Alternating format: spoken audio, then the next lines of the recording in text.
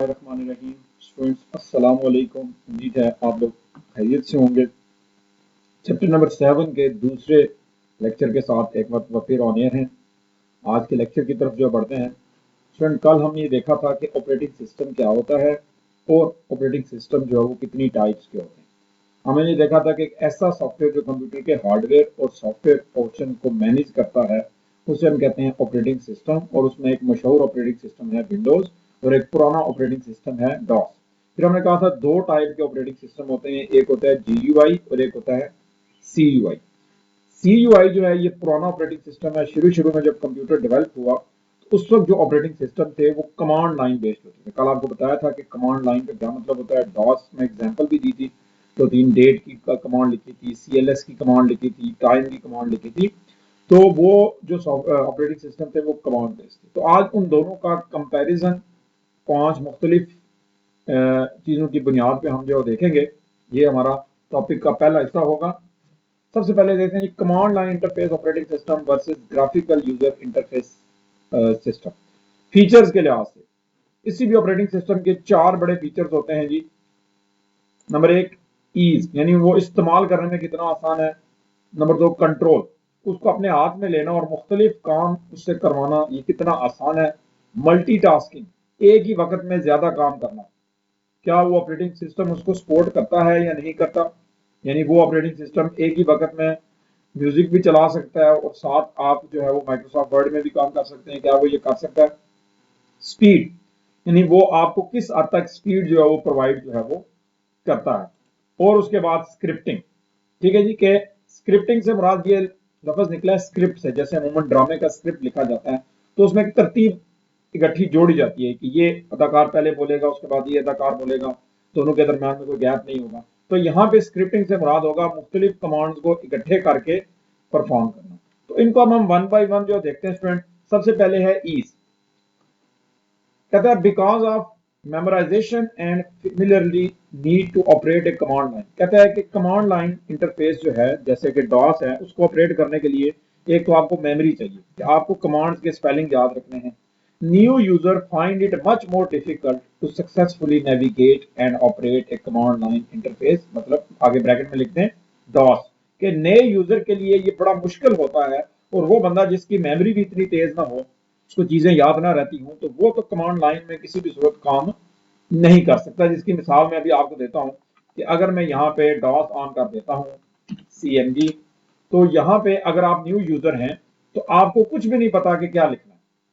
काफी देर आप खड़े रहे, कुछ पूरा दिन आप यहाँ जो है देखते रहे, ये कर्सर यहाँ ब्लिंक जो करता रहेगा। कोई भी चीज आप लिखेंगे एरर, कुछ भी लिखेंगे एरर, जब तक कि आपको सही कमांड नहीं आती। बिल्कुल मैं यहाँ पे लिखता हूँ जी CLS, ये चल गया। अब ये आम बंदे को तो नहीं पता, और फिर अगर मैंने किसी को बता भी दिया है तो उसको लेटर ऑन याद रखना पड़ेगा। लेकिन इसी के कंपैरिजन में अगर हम GUI देखते हैं, ये हमारे पास GUI ऑपरेटिंग सिस्टम है। अब यहाँ पे अगर मैं किसी न्यू यूजर को बिठा दूं कंप्यूटर के ऊपर ऑन करके, तो वो डरते डरते थोड़ी देर तक जब माउस को हाथ लगाएगा तो उसे नजर आएगा कि ये एक पॉइंटर, एक एरो है जो माउस को मूव करने से मूव करता है। यानी वहां पे तो उसने इतनी देर में कुछ भी नहीं सीखा। यानी ये ऑपरेटिंग सिस्टम चल रहा है, आधा घंटा बैठे रहे, उसे कोई समझ नहीं क्या करना है।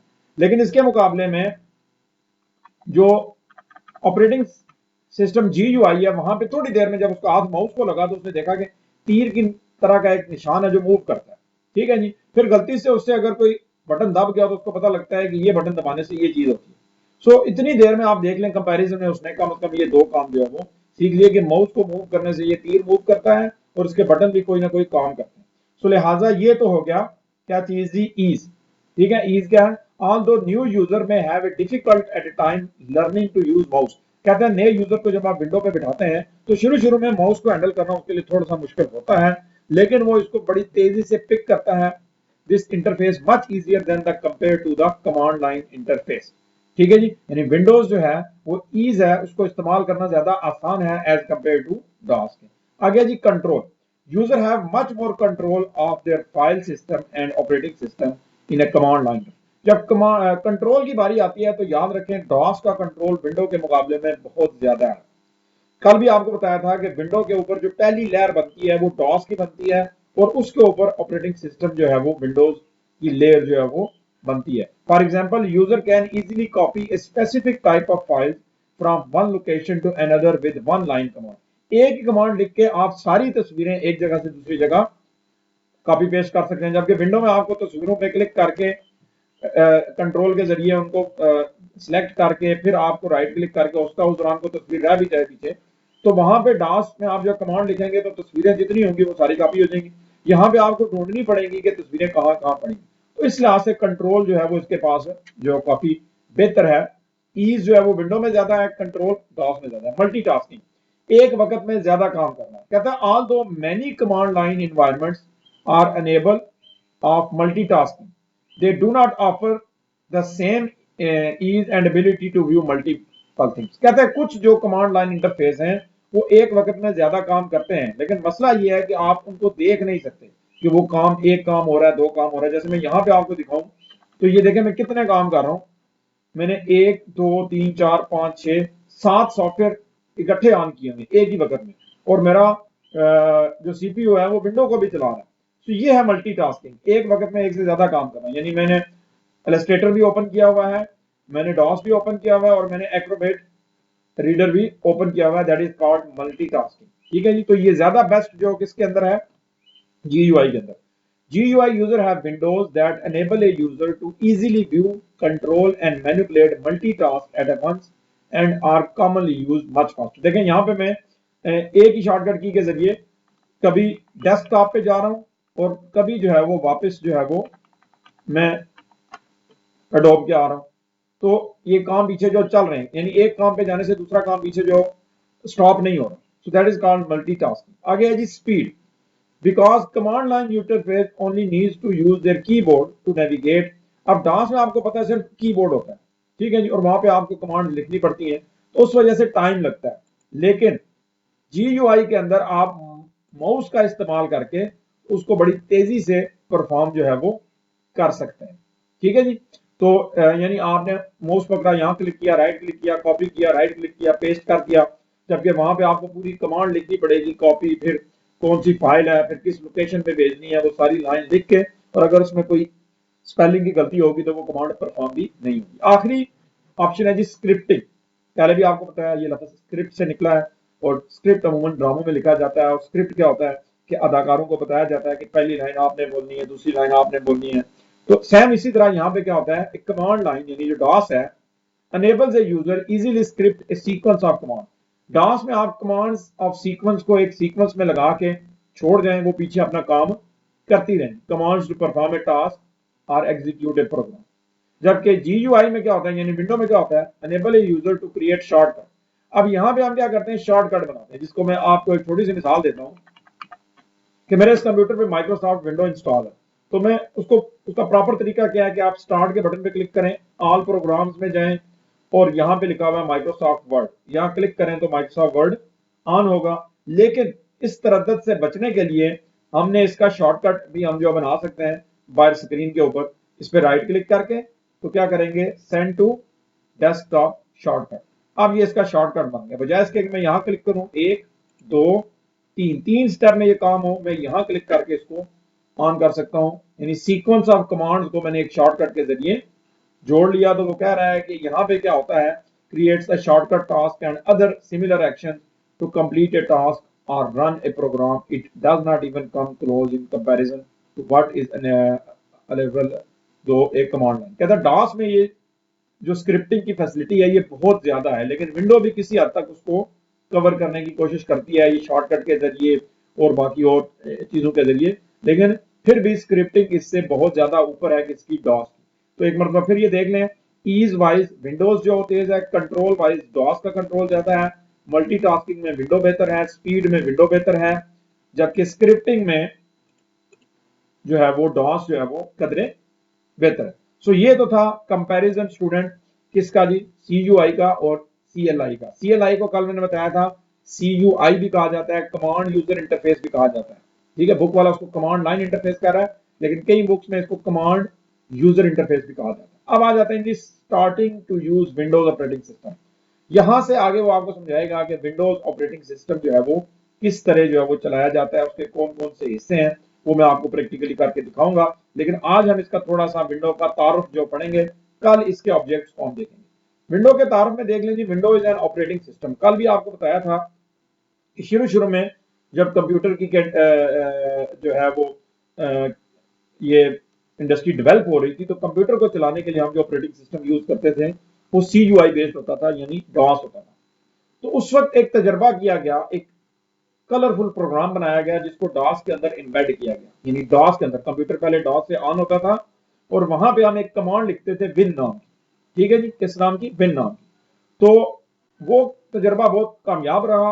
वो विंडो का पहला डिपेंडेंट वर्जन था। डिपेंडेंट इसलिए कि कंप्यूटर स्टिल डॉस से ही ऑन होता था, उसके अंदर कमांड लिखनी पड़ती थी विन की। तो देन एक विंडोज की तर्ज का 3.1, यहां से 3x लिखा हुआ है, 3.1 जो है वो पहला डिपेंडेंट वर्जन था किसका जी? विंडोज का। ठीक है जी। The first successful series of Windows was Windows 3.1 series. Windows 3.1 series was an operating system. It was rather an operating environment providing a GUI that runs on the top of the DOS। यानी DOS में पहले computer on होता था और फिर उसके अंदर जो है वो हम विंडो के कमांड लिखते हैं। Replacing the command line interface with A point and click system. ठीक है, ये एक तजर्बा किया गया। और जब ये 3.1 आया तो तभी माउस लॉन्च हुआ था, उससे पहले माउस जो है वो यूज नहीं होता था। अब क्या हुआ कि एकदम से यूजर ने इसको पसंद किया। कहां आपके सामने ब्लैक एंड व्हाइट स्क्रीन और कहां तस्वीरें आना शुरू होगी, लोगों ने इसको बहुत ज्यादा पसंद करना शुरू किया। तो विंडोज यानी माइक्रोसॉफ्ट वालों ने फिर ये सोचा कि क्यों ना हम इसको इंडिपेंडेंट रिलीज करें, डिपेंडेंट ना करें, इंडिपेंडेंट रिलीज करें। तो पहला वर्जन जो इंडिपेंडेंटली रिलीज किया गया वो विंडोज 95 था, यानी ऑफिशियल वर्जन इसी को गिना जाता है। इससे पिछला वो क्योंकि डिपेंडेंट था, उसको बेस आप कह सकते हैं, लेकिन इंडिपेंडेंट वर्जन जो है वो 95 था। कंप्लीट ऑपरेटिंग सिस्टम था ये। उसके बाद इसमें थोड़ा सा तब्दीलियां की गई और विंडोज का नया वर्जन 98 में लॉन्च हुआ, जिसको विंडोज 98 का नाम दिया गया। ये दोनों वर्जन मैंने यूज किए हुए हैं। स्टिल अगर आपको कहीं पे पेंटियम 1 कंप्यूटर या पेंटियम 2 कंप्यूटर पर मिले तो उनके ऊपर इनमें से कोई एक वर्जन जो है वो इंस्टॉल हुआ हुआ आपको जो मिलेगा। ठीक है जी। अब जब ये जो दो वर्जन थे, इनमें नेटवर्किंग का कोई कंसेप्ट नहीं था। ठीक है जी। लेकिन क्योंकि कंप्यूटर इंडस्ट्री डेवलप हो रही थी और साथ साथ नेटवर्क्स भी लॉन्च हो चुके थे, तो विंडोज वालों ने एक नया वर्जन रिलीज किया, that is called window NT. यहाँ पे एनटी स्टैंड फॉर था न्यू टेक्नोलॉजी। एनटी से बनता है जी न्यू टेक्नोलॉजी। इसमें क्या किया गया? नेटवर्किंग का कंसेप्ट डाला गया, जिसके जरिए कंप्यूटर को नेटवर्क किया गया, कंप्यूटर को जोड़ा गया। और इसी के बाद इसका अगला वर्जन विंडोज 2000 आया। स्टूडेंट यहाँ पे एक वर्जन और भी जो नोट कर लें, बुक वाले ने नहीं किया। एक विंडोज 95, एक विंडोज 98, एक विंडो एनटी, एक विंडो 2000, और इन दोनों के दरमियान एक आया था मी, एम बड़ा और ई छोटा। विंडो मी, एम कैपिटल लिखेंगे और उसके साथ ई छोटा लिखेंगे। ये जब मिलेनियम पूरा हुआ था, यानी 2000 साल जब पूरा हुआ था, यानी सन 2000 जब स्टार्ट हुई थी, तब हम यूनिवर्सिटी में नए नए उस वक्त जो थे, तो उस वक्त ये वर्जन आया था। यहाँ बुक वाले ने उसको यहाँ डिस्कस नहीं किया, लेकिन आप लिख सकते हैं मी भी एक वर्जन था, मी फॉर मिलेनियम था। उसके बाद ये ऐसा ऑपरेटिंग सिस्टम था जिसने बहुत ज्यादा पजीराई हासिल की, वो था विंडो एक्सपी। एक्सपी से बनता है जी एक्सपीरियंस। एक्सपी स्टैंड फॉर होता है एक्सपीरियंस। ये भी एंटी बेस्ड था, यानी ये भी नेटवर्किंग बेस्ड था। एक्सपी के बाद आप में से कुछ लोगों को पता होगा विस्टा आया था। उसके बाद विंडोज 7 आई, फिर विंडो 8 आई, फिर 9 आई और आजकल विंडो 10 चल रही है। तो ये हिस्ट्री वाइज थोड़ा सा इंट्रोडक्शन था किसका जी? ऑपरेटिंग सिस्टम माइक्रोसॉफ्ट विंडोज का। माइक्रोसॉफ्ट वो इदारा है जिन्होंने ये डेवलप किया है, ये बनाया है ये सॉफ्टवेयर। और इसका पहला वर्जन था 3.1 और इसका लेटेस्ट वर्जन इस वक्त जो कौन सा चल रहा है? 10। विंडोज 10 जो है वो इस वक्त लेटेस्ट वर्जन है। ठीक है जी। न्यू टेक्नोलॉजी यानी नेटवर्किंग की टेक्नोलॉजी कहां से स्टार्ट हुई थी? विंडोज एनटी से। ठीक है जी। उसके बाद जितने वर्जन आए उनमें नेटवर्किंग की फैसिलिटी जो है वो मौजूद थी। तो स्टूडेंट आज हमने दो चीजों को डिस्कस किया, एक CUI और GUI के दरमियान क्या फर्क होता है और किन बुनियाद पे कौन सा ऑपरेटिंग सिस्टम दूसरे ऑपरेटिंग सिस्टम से बेहतर है, और देन विंडोज ऑपरेटिंग सिस्टम जो हमने यूज करना है उसकी हिस्ट्री हमने जो है वो देखी। सो होप सो आज का टॉपिक आपको अच्छी तरह समझ आ गया होगा। स्टिल अगर आपका कोई क्वेश्चन है तो वो आप नीचे कमेंट्स में या जो हमने व्हाट्सएप ग्रुप बनाया हुआ है वहां पे आप अपना क्वेश्चन जो है वो ड्रॉप कर सकते हैं। आई ट्राई माई बेस्ट कि आपके क्वेश्चन को अच्छी तरह से आंसर किया जाए ताकि टॉपिक आपको सही तरह समझ आए। आज के लिए इतना ही। दुआओं में याद रखिएगा। फी अमानिल्लाह।